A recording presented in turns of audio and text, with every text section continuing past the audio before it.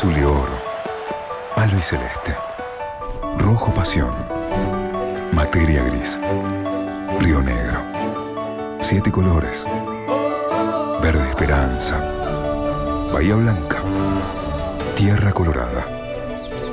El color nos une y desde hace 200 años nos identifica. OSDE, en el Bicentenario, más unidos que nunca.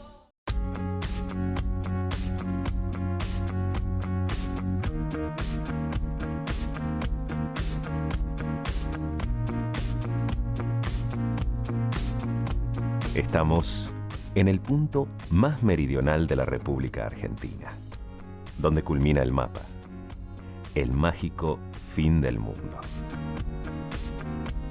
Parados a más de 5.000 kilómetros de distancia de La Quiaca, Jujuy, el extremo boreal del país. Esta es la provincia de Tierra del Fuego, con toda su variedad geográfica, montañas, glaciares, bosques, lagos, cascadas e islas. Vamos a recorrerla de varias formas. Navegaremos a través del canal de Beagle. Retrocederemos en el tiempo para recrear el viaje del tren de los presos. Transitaremos sus rutas, caminaremos sus calles, cabalgaremos la estepa para conocer los campos fueguinos y la tradicional cría de ganado ovino. Y aprenderemos sobre la industria de productos electrónicos y electrodomésticos de avanzada que se desarrolla en la encantadora ciudad de Ushuaia. Un territorio mundialmente conocido como destino turístico, pero que además es muy productivo. Un destino plagado de hermosas geoformas, variantes climáticas y una bella sensación de estar ahí donde todo culmina y comienza a la vez. Ain't shady, baby, I'm hot like the prodigal son.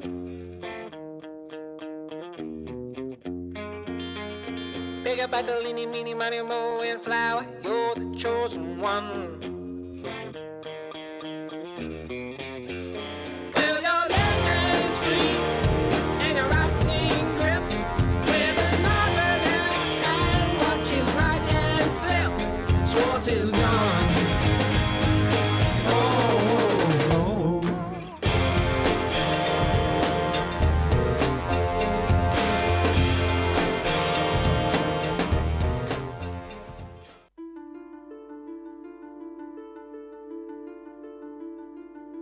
Tierra del Fuego, Antártida e Islas del Atlántico Sur es el nombre oficial de la provincia que alcanzó legalmente esa categoría en el año 1991. Hasta entonces era incluida en la organización del país como territorio nacional. Por eso es reconocida como la provincia más joven de la Argentina. Sin embargo, fue hace casi 500 años atrás cuando un grupo de exploradores del Viejo Mundo, encabezados por Fernando de Magallanes, avistó estas tierras. La iluminación y el humo propiciado por las fogatas de los nativos, entre la noche y el amanecer, fueron posiblemente la inspiración para que aquellos hombres la llamaran Tierra del Fuego.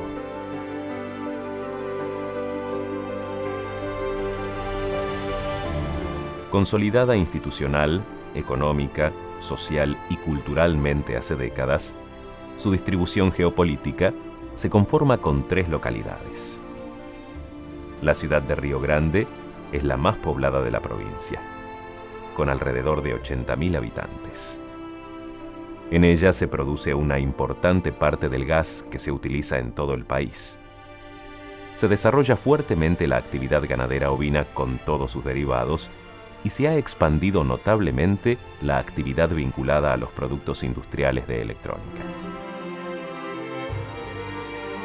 El municipio de Tolwyn, ubicado en el centro provincial y cuyo nombre significa precisamente corazón, y proviene de la voz Tolwen en lengua selkman, que era un grupo de antiguos pobladores de la isla. Y Ushuaia, que es la capital administrativa de la provincia, reconocida internacionalmente como la ciudad más austral del planeta, uno de los destinos turísticos más elegidos mundialmente y un importante foco productivo también.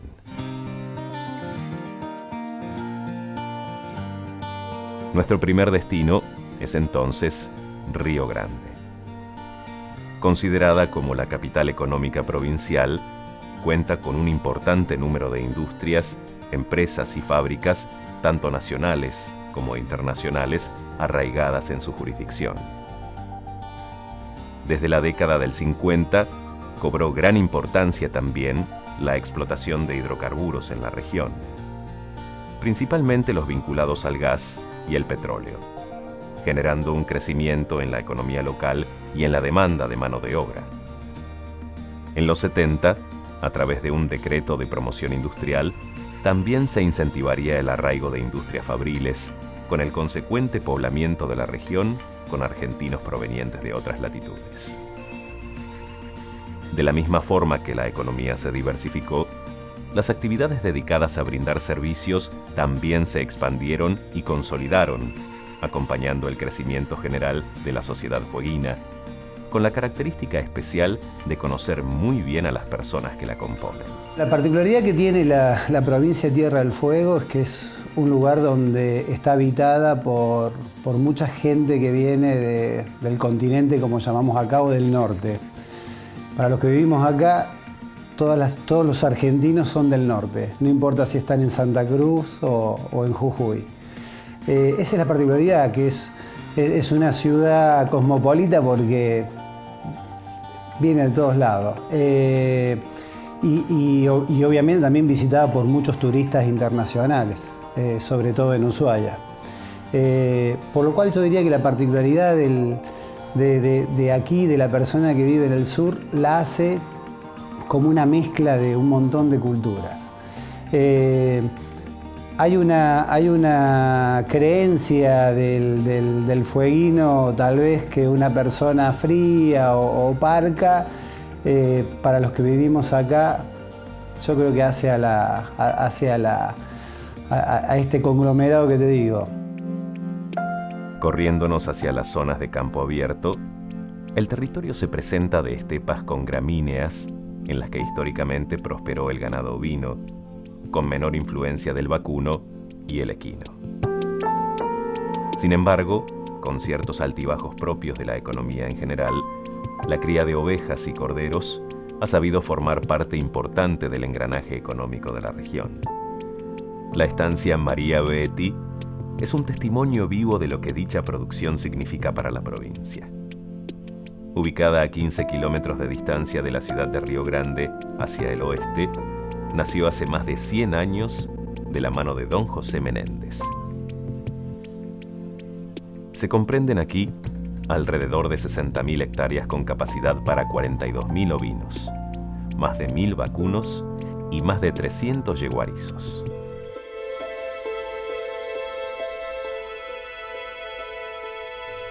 Es popularmente conocida por contar con el galpón de esquila más grande del mundo, construido en el año 1935, con capacidad para 7.000 animales y 40 tijeras de esquiladores en acción. El casco principal de la estancia está compuesto por un conjunto de casas, talleres y galpones dispuestos alrededor de lo que en antaño fuera una plaza central, hoy convertida en cancha de golf de 9 hoyos. Las estructuras de los edificios originales son de principios del 1900. De características similares, han marcado incluso un estilo que se convirtió en clásico de las construcciones fueguinas. Fortalezas que parecen desafiar las inclemencias del clima patagónico.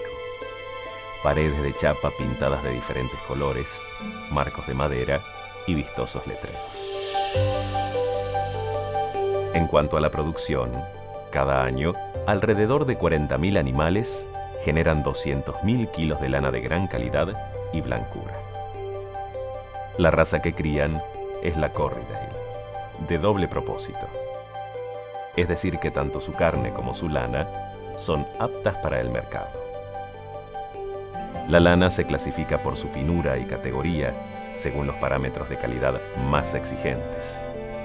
Luego, se embala en fardos que quedan listos para la exportación o la venta local. Si bien predomina la actividad ganadera ovina, también se realiza aquí la cría de ganado bovino de la raza Hereford, y junto a otras 2 estancias, se comparte la propiedad de un frigorífico que abastece a toda la provincia con carne de cordero y algunos cortes vacunos en menor medida. Desde hace unas décadas, el establecimiento decidió aprovechar sus instalaciones para albergar a practicantes de la pesca con mosca que se acercan cada año. En la hostería se ofrece un cómodo alojamiento, recreación, servicio de restaurante y acceso al río donde abundan las truchas. Además, los salones son utilizados para festejos y banquetes, y son muchos los turistas que se acercan en temporada para disfrutar de la pesca deportiva y una gran estadía.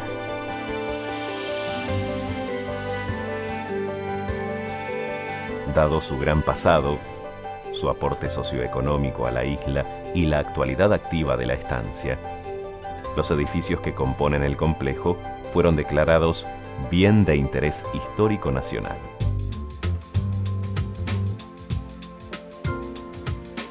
La ruta nos lleva más hacia el sur aún.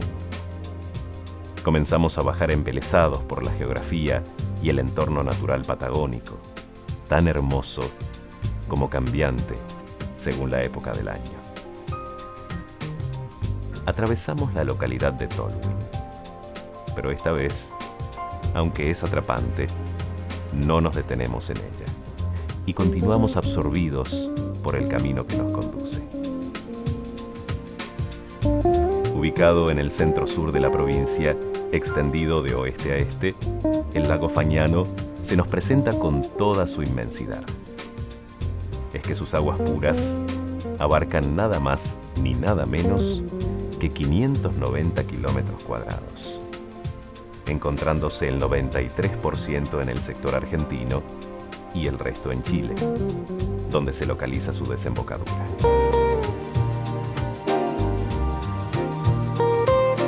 Continuamos viaje con destino a la capital provincial, y a mitad del recorrido, rodeado del bosque andino patagónico, en medio de la cordillera, nos sorprende otro espejo natural de agua que deslumbra por su belleza. El lago Escondido, un punto estratégico, una parada obligada.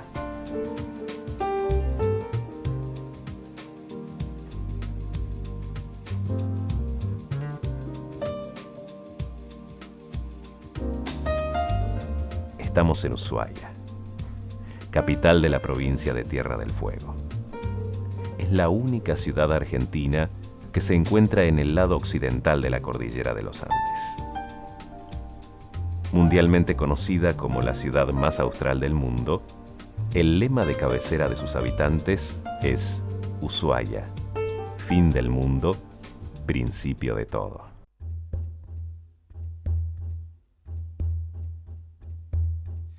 El origen de su nombre proviene del idioma yagán, una derivación del ush, que significa fondo, y huaya, que significa bahía. Por lo tanto, querría decir bahía al fondo. Emplazada mirando al mar, su puerto tiene gran relevancia económica y turística, ya que es este uno de los destinos más elegidos a nivel internacional.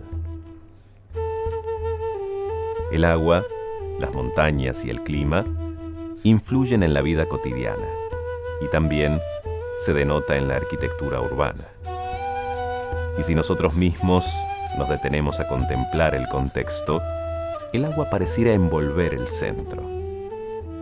De un lado, el Océano Pacífico, confundiéndose con la hermana República de Chile, y del otro, nuestro mar y la inmensidad del Océano Atlántico.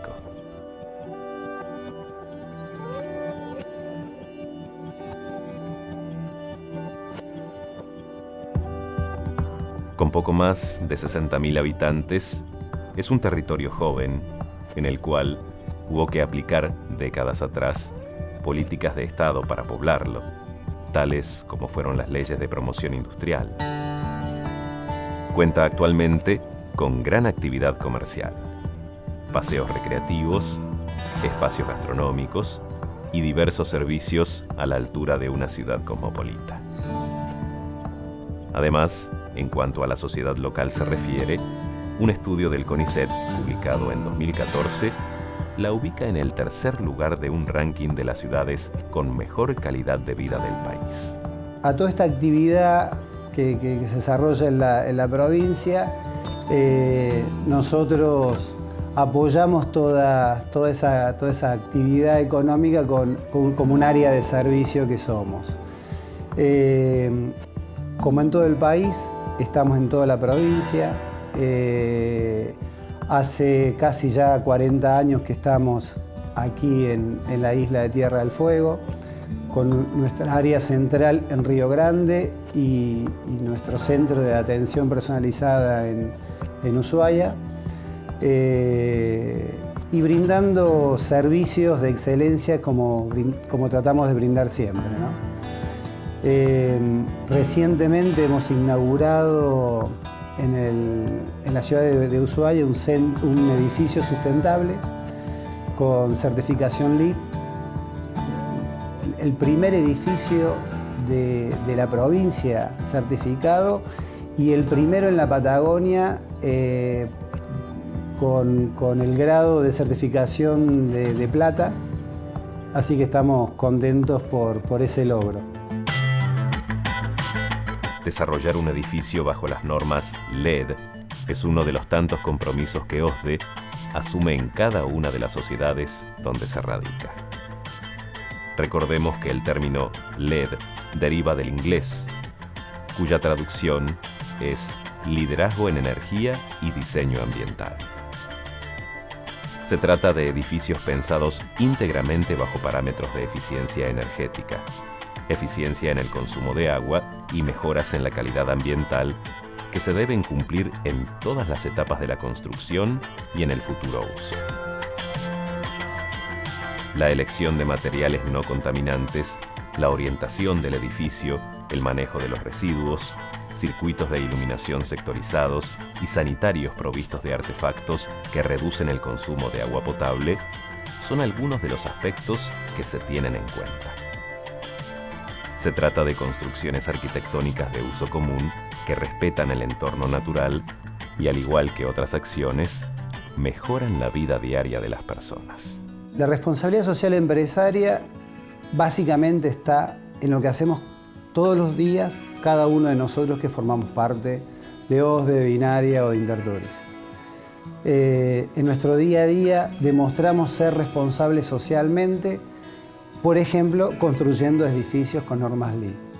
Paralelamente, y sumando a este trabajo, tenemos el trabajo de Fundación OSDE, un trabajo que a nosotros nos apasiona a todos, es un trabajo voluntario, que participamos muchos de la filial y que traemos conferencias, traemos espectáculos, las actividades son muy diversas.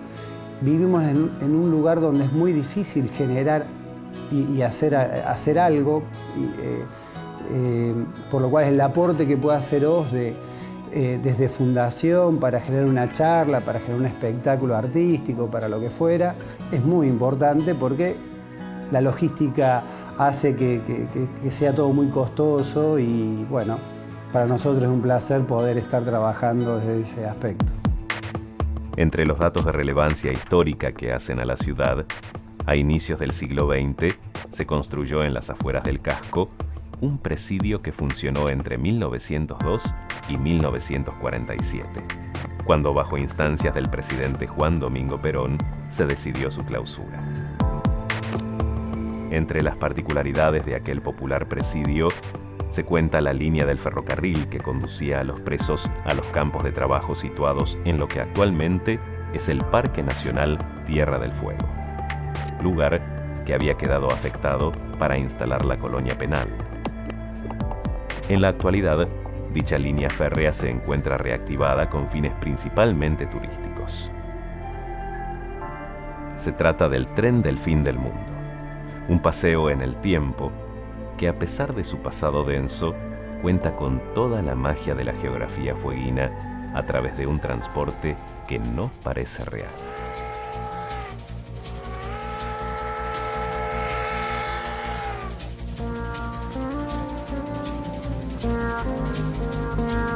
Este emprendimiento privado comenzó en 1994.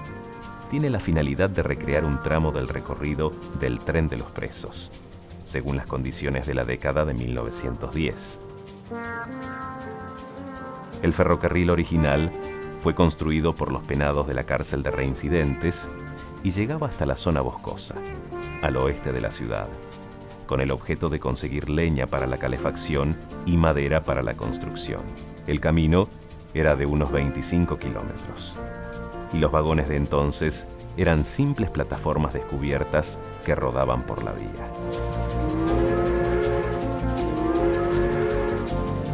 El tren hace actualmente el recorrido de los últimos 7 kilómetros del trayecto original por el valle del río Pipo, hasta penetrar en el Parque Nacional.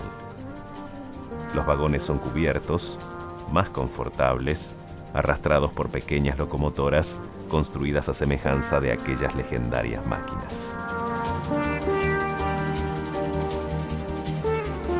El viaje se inicia en la estación del fin del mundo, que se encuentra a 8 kilómetros al oeste de la ciudad de Ushuaia. Antes de salir, y como para calmar las ansias de la espera, puede visitarse una exhibición. Un espacio amplio donde se pueden ver partes del viejo tren, carteles de época, farolas antiguas, fotos, mapas, proyecciones del recorrido y también beber un rico café o refrigerio.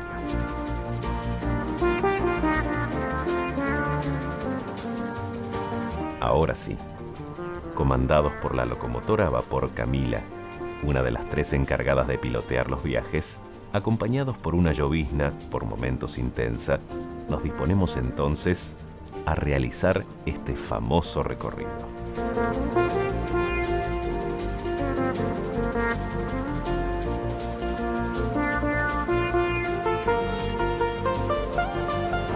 Mientras escuchamos la historia de este antiguo trayecto y duros acontecimientos relacionados con la vida en el penal, avanzamos por el Cañadón del Toro, bordeando primero y cruzando luego el río Pipo. Vemos el puente quemado y sus restos de madera bajo estas nuevas vías. En la estación Cascada La Macarena, el tren se detiene para que podamos descender y apreciar la vista panorámica. Aquí también es posible acceder a un mirador que ofrece una fantástica vista del valle, y desde donde además se puede observar la naciente de la cascada, en la cadena montañosa del glaciar El Martial.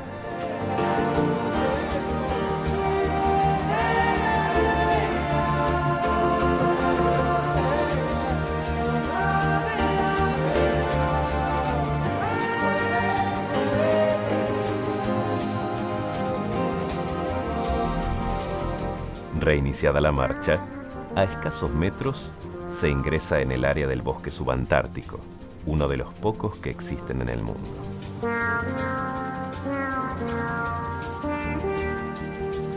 Ya estamos en territorio del Parque Nacional.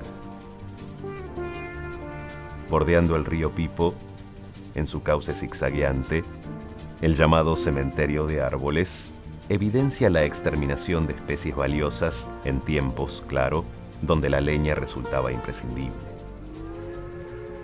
En este espacio, los prisioneros talaban árboles para utilizar en la cocción de alimentos y la calefacción.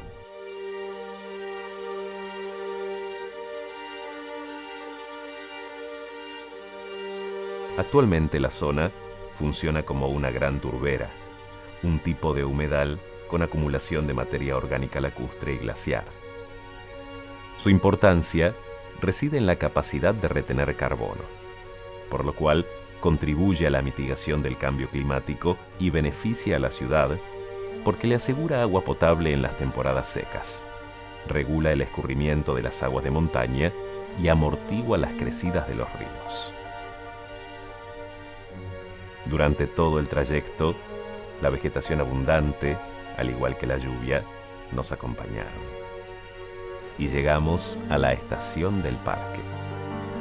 Otro episodio hermoso para compartir. Se accede a él a través del tren del fin del mundo o por la ruta nacional número 3. Se encuentra a tan solo 10 kilómetros de la ciudad de Ushuaia y fue creado mediante ley en el año 1960. Con una superficie mayor a las 65.000 hectáreas, se trata del primer parque nacional argentino situado sobre costa marina.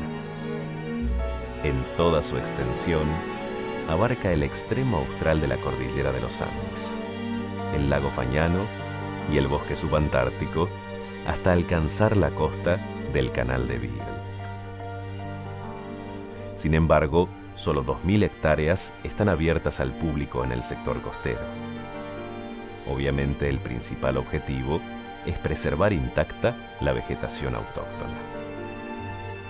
Habitan en él decenas de especies de mamíferos y casi un centenar de pájaros de distinto tipo, lo cual atrae a observadores de aves de todo el mundo, pero la tarea de visualizarlos demanda horas de quietud y espera, motivo por el cual no resulta fácil registrarlos. Existen 3 circuitos bien diferenciados y un sector de pasarelas para mejorar la visual de los visitantes. Entre las curiosidades, también se emplaza en el lugar la unidad postal del fin del mundo. Hay un campamento organizado con sanitarios, espacio para fogones y confitería sobre el lago Roca, y 3 campamentos de estilo libre que funcionan bajo la supervisión de las autoridades del parque.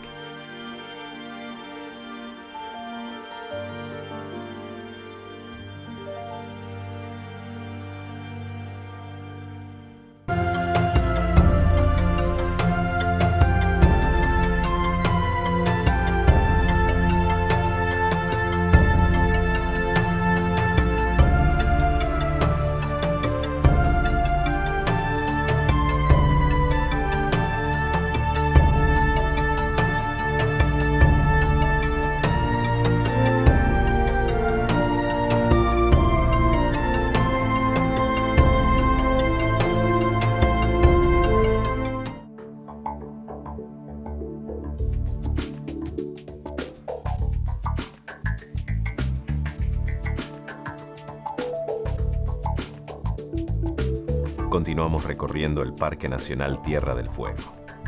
Y uno de los sitios para visitar dentro de él es la hermosísima Bahía La Pataya, un fiordo resultado de la acción de los glaciares, ubicado en la margen septentrional del Canal de Beagle, rodeado de bosques magallánicos y en cuyas costas se pueden observar rocas con una antigüedad de 200 millones de años.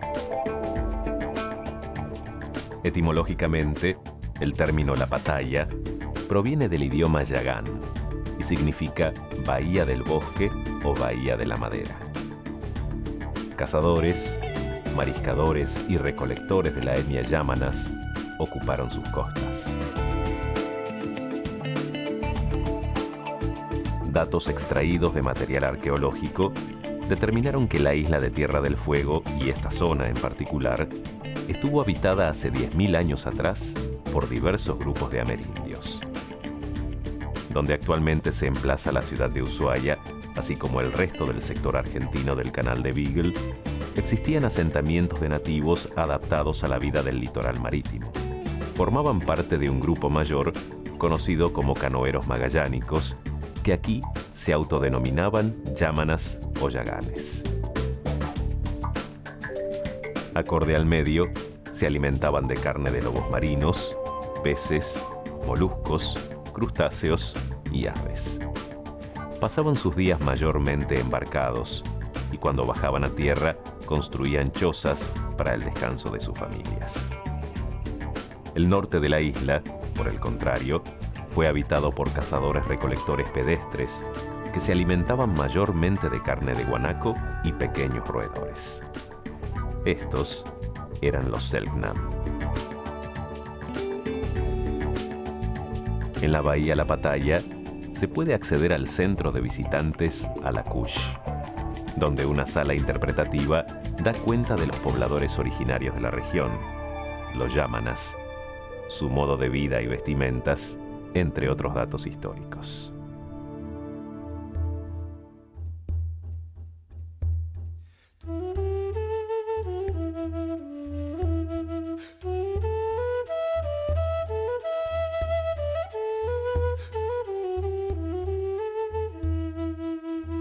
La colonización occidental de esta área habría comenzado en 1883 con el asentamiento del aserradero La Argentina.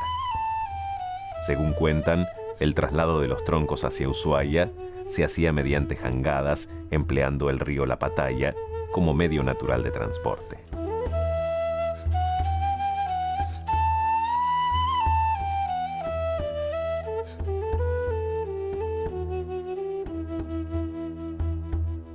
En épocas más recientes, dada la característica geográfica de Ushuaia, que la ubica del otro lado de la cordillera de los Andes, demandó un importante trabajo de soberanía estratégica por parte del Estado para poblarla. Así fue como a partir de una ley de promoción industrial, a finales de la década del 70 y principios de los años 80, se impulsó la instalación de empresas en toda la provincia. Comenzaron entonces a llegar entusiastas desde ciudades muy lejanas. Vinieron jóvenes solteros y familias enteras a radicarse con el sueño de obtener un empleo, construir un hogar y desarrollarse.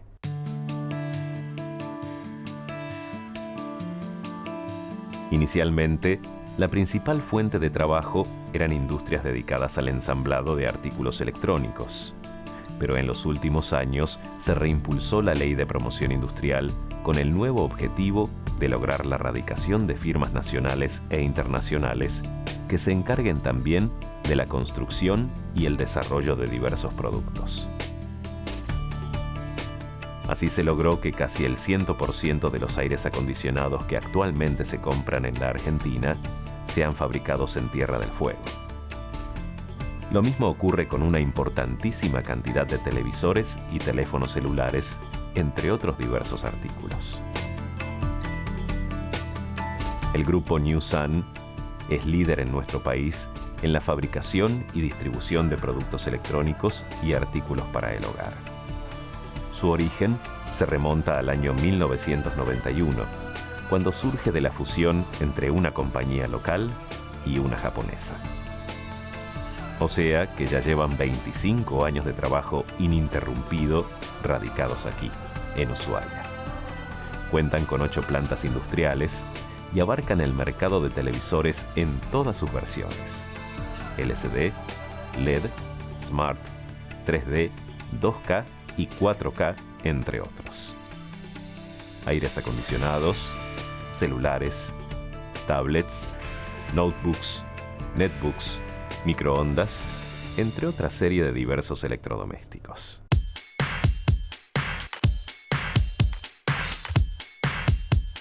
Para realizar las tareas, cuentan con una dotación de más de 5.000 colaboradores y 3 centros logísticos en Tierra del Fuego y Buenos Aires. Son la empresa más grande de Ushuaia y la que más empleo genera. Además, la altísima tecnología con la que desarrollan los productos electrónicos los ha llevado a ser elegidos como compañeros industriales estratégicos por las marcas más reconocidas mundialmente. Conoceremos hoy algunas de las líneas de producción en las que trabajan.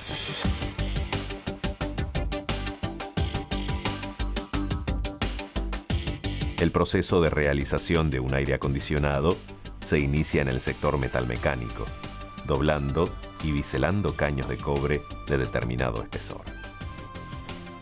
La elección del material se debe a que es bueno en cuanto a la transmisión de temperatura y electricidad. Las cañerías se preparan individualmente para luego pasar a la etapa de prearmado. Estas piezas, que superan la docena por cada equipo, son soldadas de forma manual por los trabajadores. Paralelamente, en el área de montaje, se trabaja en el piso del equipo. Se coloca el compresor y el condensador.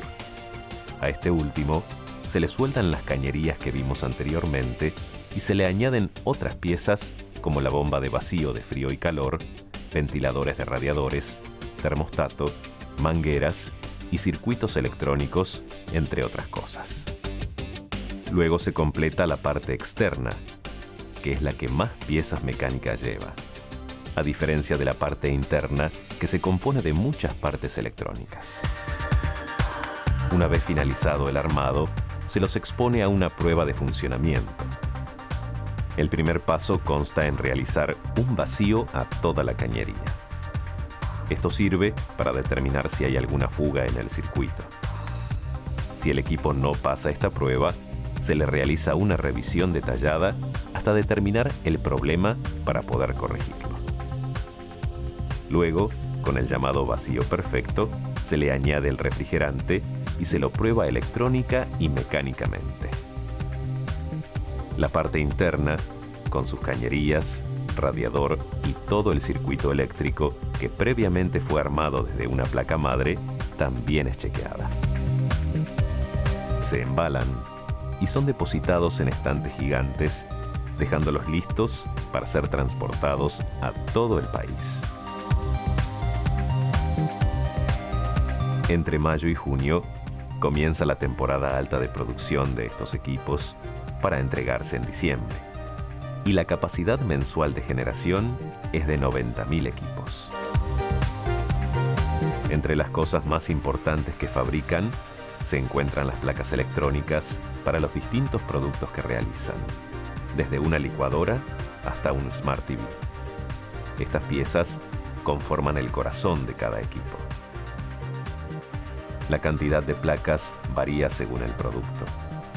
Algunos televisores, por ejemplo, necesitan 2 y otros 5, dependiendo de las funciones que requiera específicamente cada modelo. En la línea de trabajo se reciben las placas vacías y se van insertando todos los componentes, algunos en forma automática y otros manualmente. La tecnología utilizada es de vanguardia, la mejor que existe en el mundo para realizar este proceso. Las máquinas son operadas por personas, pero trabajan de manera automática. Insertan las piezas a gran velocidad en un promedio de 3 por segundo. Para que tomemos dimensión del proceso, un dato clave es que, por ejemplo, una placa de un televisor de 49 pulgadas 3D lleva más de 1.200 componentes, y la mayoría son insertados de forma automática. A esto se lo denomina microtecnología, ya que hay componentes que tienen el tamaño de 1 milímetro por medio milímetro de superficie, y las máquinas trabajan con una precisión de 0,01 milímetros. Los operarios a cargo aquí son altamente calificados y se les brindan capacitaciones permanentemente. La placa ingresa solo con las rutas que necesita y mediante un stencil se le da una impresión de estaño en forma de pasta. Esta etapa parece sencilla, pero es fundamental para todo lo que sigue. Podríamos decir que un 80% del proceso bien hecho se define aquí. Luego, una máquina automática comienza a picar los dispositivos de los rollos. Se alinea la placa y se insertan los componentes a una velocidad que sería imposible de alcanzar para cualquier humano. En otra planta donde se trabajan los productos de display, hay varias líneas de fabricación de televisores y monitores. Estamos viendo el proceso de realización de un televisor que lleva 3 placas. La principal es la placa Main, que es la que tiene las distintas opciones de conexión como HDMI y USB. La placa Power, que es la encargada del encendido y toda la conexión a la red eléctrica. Y las placas secundarias, que tienen que ver básicamente con el manejo. Botones de encendido, volumen, canales, brillo, etc. Las placas llegan desde el sector de inserción automática donde ya les han colocado gran parte de los componentes como radiales, capacitores y axiales. En este lugar se realiza la inserción manual generalmente de componentes más grandes, como fusibles. Se los envía a una soldadora automática de doble ola, donde se realiza un baño de estaño del lado reverso y un proceso denominado fluxeado, en donde un decapante es utilizado para limpiar las soldaduras y terminales de los componentes que fueron puestos en forma manual. Después, hay 3 estaciones de precalentado de la placa. Cuando ésta llega a la cuba de estaño, tiene una temperatura de 90 grados centígrados y el estaño 265. La soldadura se realiza con 2 olas, una para los componentes MT, que son muy pequeños, y otra para los componentes más grandes, permitiendo corregir las soldaduras ya realizadas. Finalmente, se inspecciona en forma manual. Se realiza la prueba funcional, donde se las carga de tensión para simular el funcionamiento del televisor, y si pasa la prueba, se suma a la línea de montaje. Otra parte fundamental es el display o pantalla. Cabe aclarar que por una economía de escala y tecnología, las empresas que fabrican estos displays son solo 3 en todo el mundo y se encuentran en Oriente. Se conectan entonces las placas ya testeadas, cables y tornillos. Se aplica felpa para que los parlantes no vibren y demás cableados y partes hasta colocar la tapa. Se vuelven a testear y quedan listos para ser embalados y comercializados. En cada una de las líneas de producción hay una pauta definida de trabajo y hay personas encargadas de distribuir las piezas y componentes a cada puesto. La capacidad productiva varía según las pulgadas del televisor y la tecnología que requiera, lo cual se transfiere en carga de trabajo-tiempo. O sea, por ejemplo, en una línea de 40 pulgadas se realizan 2.000 unidades por día.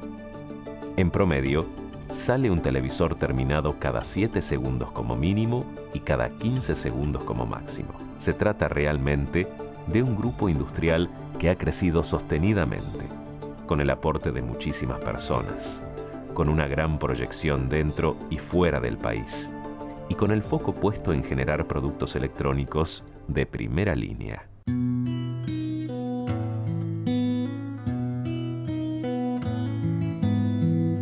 Salimos nuevamente al exterior y la geografía fueguina nos vuelve a atrapar. A la belleza de la ciudad de Ushuaia se le suma su entorno natural y las diversas propuestas que existen para conocerlo y disfrutarlo. Nos embarcamos en la aventura de navegar el fabuloso canal de Beagle, o canal Onashaga, en lengua yagán, que quiere decir canal de los Onas. Este paso marítimo se localiza en el extremo meridional, extendiéndose unas 200 millas aproximadamente a lo largo de la costa de Tierra del Fuego, y constituye también un límite internacional entre la Argentina y Chile. Un paso natural que comunica los océanos Pacífico y Atlántico. Los canoeros yaganes fueron quienes primero lo recorrieron. Expediciones británicas, ocurridas entre los años 1826 y 1830, lo visualizarían, rebautizándolo en honor de la nave que encabezaba el célebre capitán Fitzroy. Fue en una de aquellas expediciones que participó también el reconocido naturalista Charles Darwin, quien vio aquí por primera vez un glaciar y lo describió como ese azul berilio es el más bello contraste con la nieve. En la actualidad, Tolqueyen Patagonia nos permite revivir aquellas experiencias históricas y disfrutar de la naturaleza y el paisaje característico de la región. Estas embarcaciones, acondicionadas para los visitantes, están comprometidas con el medio ambiente, respetan la vida silvestre y sus guías son extremadamente cuidadosos. Hablan en voz muy baja, concientizan a los turistas, hacen manejo responsable de los residuos y no emiten sonidos ni audios hacia el exterior de los barcos para evitar así la contaminación sonora y el estrés de la fauna.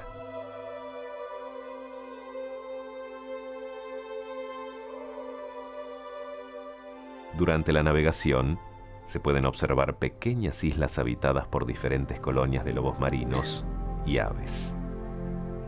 En la llamada Isla de los Pájaros, hay cormoranes imperiales y de cuello negro, gaviotas y palomas antárticas durante el verano. También se pueden ver lobos de un pelo sudamericano o leones marinos, que se han ganado el nombre debido a que el macho tiene músculos alrededor de la cabeza y el cuello con una abundante melena parecida a la de un león, siendo las hembras de esta especie bastante más pequeñas. Hay otros habitantes menos comunes para la zona, pero en ciertas oportunidades es posible divisarlos, tales como pingüinos, ballenas y orcas. Otro de los atractivos de la navegación lo constituye el faro Le Éclaireur, emplazado en un islote. Fue bautizado por el capitán Martial al mando de una expedición francesa en 1883 y cuya traducción al español es Faro Los Iluminadores.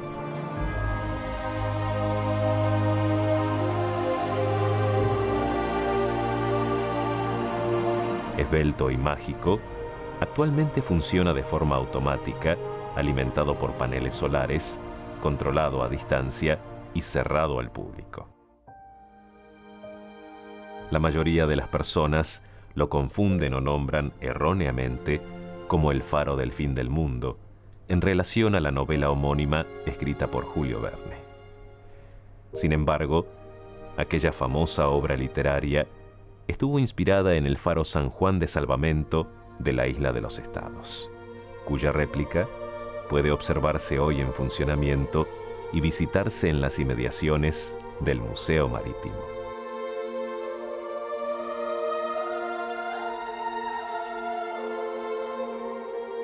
En estas vecindades, al inicio del siglo XX, se constituyó el Presidio, del cual ya conocimos parte de su historia a través del recorrido en el tren del fin del mundo. Clausurado durante la primera presidencia de Perón, pasaría a convertirse años más tarde en el Museo Marítimo y del Presidio, un espacio no solo dedicado al rescate histórico y a mantener viva la historia, sino también un lugar para la expresión artística. De administración autosustentable y privada, funciona en el edificio de la ex cárcel de reincidentes de Tierra del Fuego. Comprende 12.000 metros cuadrados, donde seguramente para la mayoría lo más atrapante es la historia de la cárcel. Desde su creación como primer presidio en la isla en 1896 hasta su cierre definitivo en 1947. El visitante puede recorrer los pabellones y celdas y vivenciar cómo transcurrían los días de los reclusos, los castigos o los trabajos forzados que realizaban. La cárcel se conformaba con 5 pabellones de 76 celdas exteriores cada uno y 386 celdas unipersonales internas. Sin embargo, llegó a alojar a más de 600 penados. Contaba con cocina, una panadería, un sector de administración, talleres y un hospital. Alcanzó a tener 30 sectores de trabajo, algunos fuera de él. Atendieron las necesidades de la cárcel y prestaron servicios a toda la ciudad de Ushuaia en ramas como la imprenta, la electricidad y los bomberos. Fueron enviados aquí delincuentes autores de graves delitos, muchos de ellos condenados a pena perpetua o de larga duración. El régimen aplicado se basó en el trabajo retribuido, enseñanza escolar de nivel primario y una severa disciplina. Se alojó en estas celdas a criminales despiadados, como Cayetano Santos Godino, conocido como el Petizo Orejudo, asesino de menores que aterrorizó a la provincia de Buenos Aires, o Mateo Banks, apodado El Místico, primer multihomicida de nuestro país. Y también fueron enviados hasta este confín presos políticos, particularmente durante la década del 30, después del golpe militar.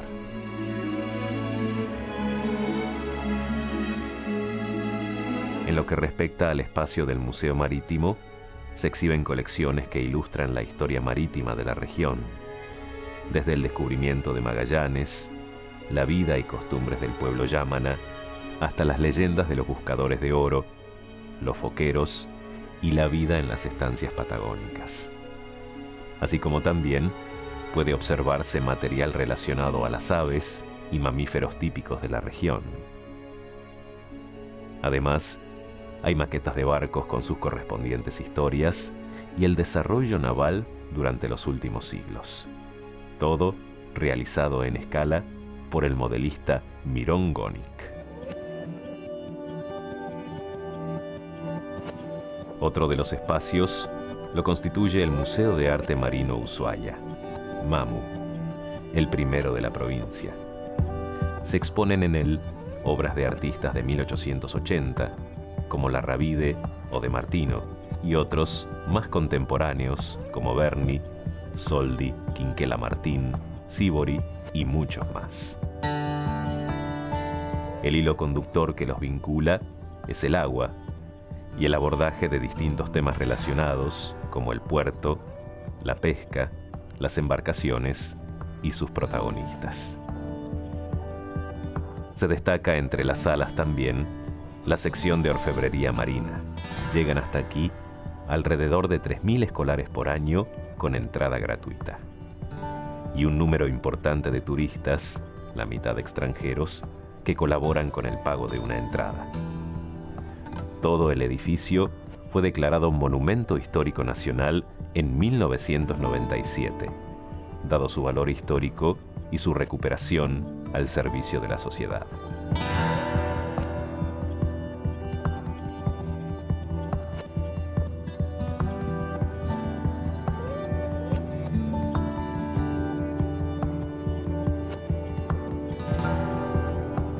Envueltos en la magia de estar en el fin del mundo o en el comienzo de todo, como afirman los locales, llegamos justamente al cierre de nuestro programa. Aprendimos mucho de historia y conocimos gran parte del pasado como comunidad. Disfrutamos de la modernidad actual de una ciudad cosmopolita como Ushuaia y de las grandes producciones que se desarrollan en toda la provincia bajo el sello Hecho en Argentina.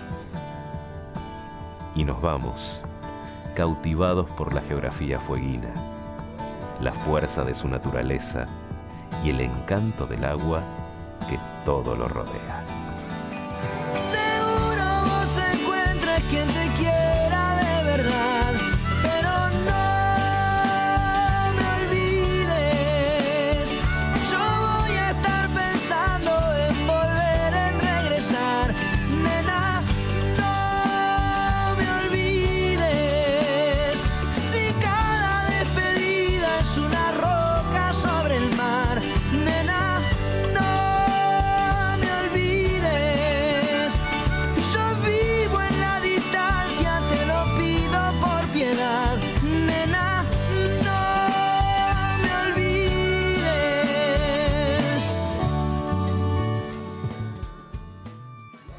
A vos te digo, a vos que para mí es bueno tenerte, muy bueno tenerte. Es bueno tenerte como aliado, como amante, como apoyo y como soñador. Es bueno tenerte.